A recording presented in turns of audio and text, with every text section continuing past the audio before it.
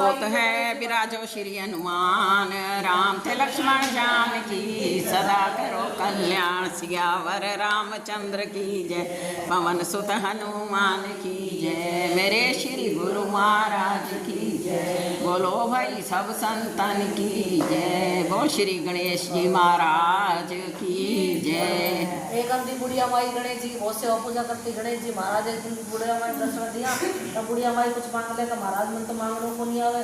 ठीक है बुढ़िया माई क्यों, मैं तो घर जाऊंगी भाई, बेटा बहू ने पूछूं और फिर जाकर पता चले भाई मैं कहीं मांगना चाहिए।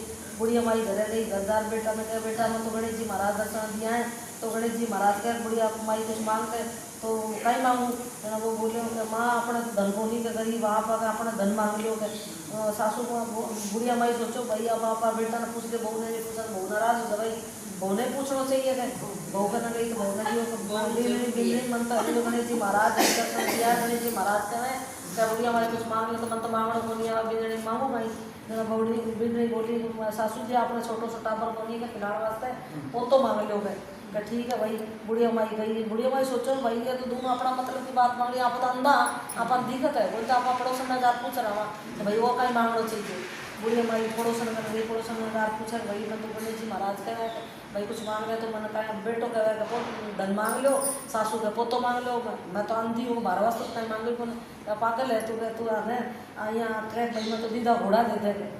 ठीक है भाई मैं तो नेत्र दे आँख दे दे गणेश जी महाराज नहीं क्यों। ठीक है भाई बुढ़िया माई गई, गणेश जी महाराज आया तो बुढ़िया माई पूछे आई कहाँ महाराज पूछे फिर बताओ कहीं देना है फिर महाराज मन तो छोड़ने कटरा में दूध तो पोतो देखूंगा अन्न दे धन दे लाभ दे लक्ष्मी दे और दूध कट सोने कटर का दूध तो पोतो देखूंगा। बुढ़िया माई तो मैं मांग बोले तो सब कुछ मांग लियो। बुढ़िया माई ठीक है तो सब कुछ हो जाएगा। बुढ़िया माई का सब कुछ हो गया। गणेश जी महाराज यहाँ बुढ़ा माई दियो सब ने दियो कहता सुनता उनकारा बढ़ता सारा गणेश भगवान बोल श्री गणेश भगवान की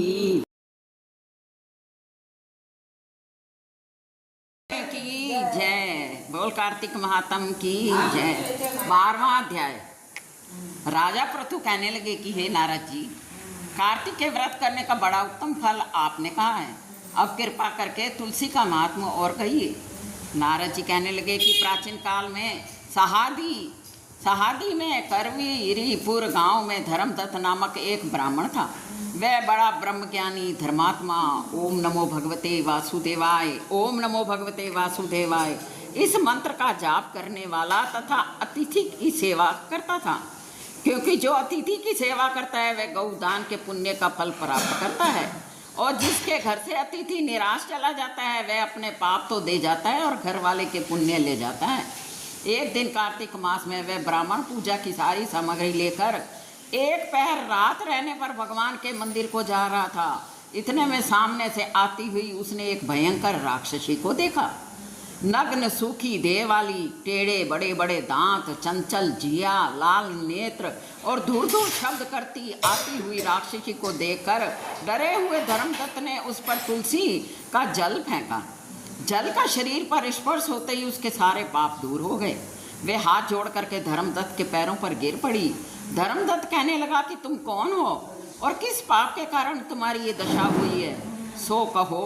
वह कहने लगी सौराष्ट्र में भिक्षु नाम का एक ब्राह्मण था, उसकी मैं पहली पत्नी थी और कलहा मेरा नाम था। मैं कभी भी अपने पति से मीठे वचन नहीं बोली, ना ही उसको खाने के लिए अच्छा भोजन और फल आदि देती थी। इस पर मेरे पति ने दुखी होकर दूसरा विवाह निश्चय किया। तब मैंने क्रोध से विष खा करके अपने प्राणों का अंत कर लिया। यमराज के दूत मुझको बांध करके यमराज के पास ले गए और यमराज ने चित्रगुप्त को मेरे शुभ अशुभ कर्म बतलाने के लिए कहा। चित्रगुप्त ने कहा कि महाराज इसने कभी कोई शुभ कर्म नहीं किया, ये सदैव अपने पति के साथ द्वेष करती रही। आप अच्छा भोजन करती और पति को बुरा भोजन देती थी। तब यमराज ने आज्ञा दी कि ये जिस पात्र में भोजन बनाती उसी में खाती थी, इसलिए ये अपनी संतान को खाने वाली बिल्ली की योनि में जाए।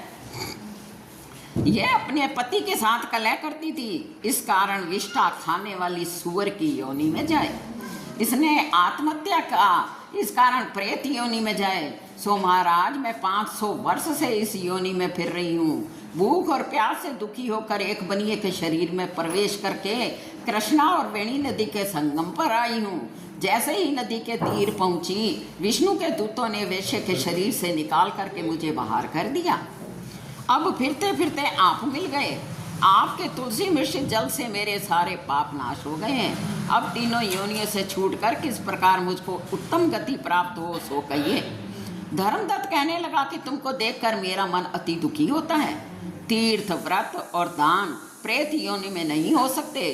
तुम्हारे पाप बहुत हैं और पुण्य बहुत थोड़े। इससे हमने जन्म पर्यंत जो कार्तिक का व्रत किया है उसका आधा पुण्य तुमको दिया, जिससे तुम उत्तम गति को प्राप्त हो। क्योंकि कार्तिक के व्रत के समान पुण्य देने वाला कोई भी यज्ञ, दान, तप, व्रत आदि नहीं है। तब ब्राह्मण ने ज्यों ही तुलसी मिश्रित जल उसका अभिषेक किया और 12 अक्षर का विष्णु जी का मंत्र सुनाया, त्यों ही कला प्रेत योनि से छूट गई और अग्नि के समान दिव्य देह धारण कर लक्ष्मी के समान रूप वाली बनकर उसने ब्राह्मण को नमस्कार किया और आनंद से बोली भगवान, पाप रूपी समुद्र में मुझ डूबती हुई को आप नौका रूप मिले हैं। उसी समय उसने विष्णु दूत, पुण्यशील और सुशील सहित विमान देखा। भगवान के दूतों ने कलहा को विमान पर बिठा लिया। विमान को देखकर धर्मदत्त अति विस्मित हुआ और भगवान के गणों को देखकर उनके चरणों में गिर कर के दंडवत और नमस्कार करने लगा। तब गणों ने धर्मदत्त को उठाकर अपने हृदय से लगा लिया और कहने लगे कि हे ब्राह्मण, तुम धन्य हो, सदैव विष्णु की भक्ति में ही लगे रहते हो। तुमने आपने कार्तिक के व्रत का आधा फल इसको दिया, इससे ये मुक्ति को प्राप्त हुई हो गई है। तुमको भी विष्णु लोक की प्राप्ति होगी। तुम राजा के कुल में उत्पन्न होंगे और तुम्हारी 2 रानियां होगी। तुम्हारा नाम दशरथ होगा। भगवान विष्णु राम अवतार लेकर तुम्हारे पुत्र होंगे।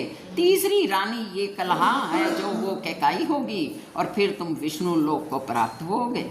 इति श्री कार्तिक महात्म कथा भाषा 12वां अध्याय समाप्त हुआ। बोल श्री विष्णु भगवान की जय। बोल कार्तिक महात्म की जय। कथा समाप्त होते हैं हनुमान।